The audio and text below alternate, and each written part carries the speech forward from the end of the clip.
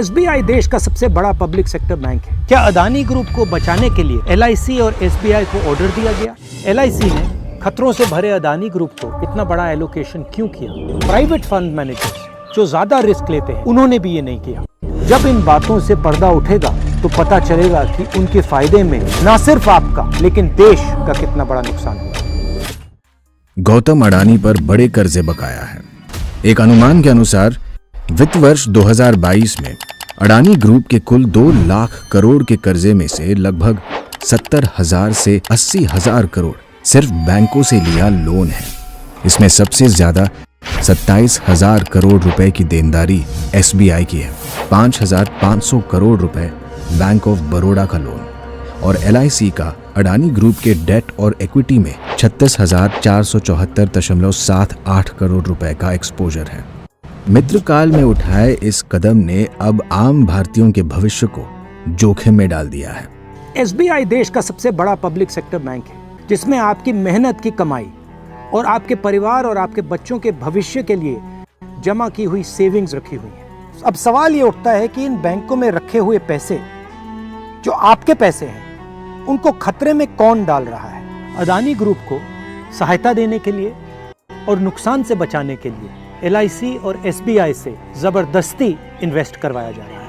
आप जो दिन रात एक करके अपना घर परिवार चलाते हो, जो ईमानदारी और मेहनत करके कमाते हो, आप जो एलआईसी और एसबीआई में अपना पैसा रखते हो, क्या आप अपने बच्चों के भविष्य को खतरे में डालना चाहते हैं? नहीं ना? तो मेरा सवाल आपसे है, अदानी के नुकसान को भरने के लिए आपके पैसे क्यों लगाए जा रहे हैं? दिसंबर की शुरुआत में 3 प्रमुख ग्लोबल फाइनेंशियल इंस्टीट्यूशंस ने एसबीआई को ऑस्ट्रेलिया में अडानी ग्रुप की कंट्रोवर्शियल कारमाइकल कोल माइन के लिए लोन देने के खिलाफ चेतावनी दी थी।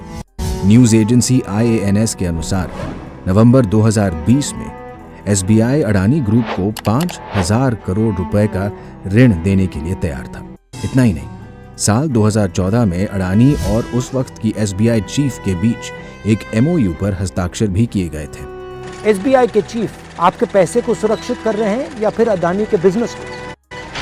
भारत की सबसे बड़ी सार्वजनिक बीमा कंपनी एलआईसी का अडानी समूह में पूरे बीमा इंडस्ट्री के कुल निवेश का 98% से अधिक हिस्सा है। एलआईसी ने खतरों से भरे अदानी ग्रुप को इतना बड़ा एलोकेशन क्यों किया? प्राइवेट फंड मैनेजर्स जो ज्यादा रिस्क लेते हैं उन्होंने भी ये नहीं किया। क्या ये पीएम का कर्तव्य नहीं कि एलआईसी जैसे फाइनेंशियल इंस्टीट्यूशंस का पैसा सुरक्षित रहे? हिंडनबर्ग की रिपोर्ट आने के बाद एलआईसी के शेयर्स की कीमत 50,000 करोड़ रुपए गिर गए।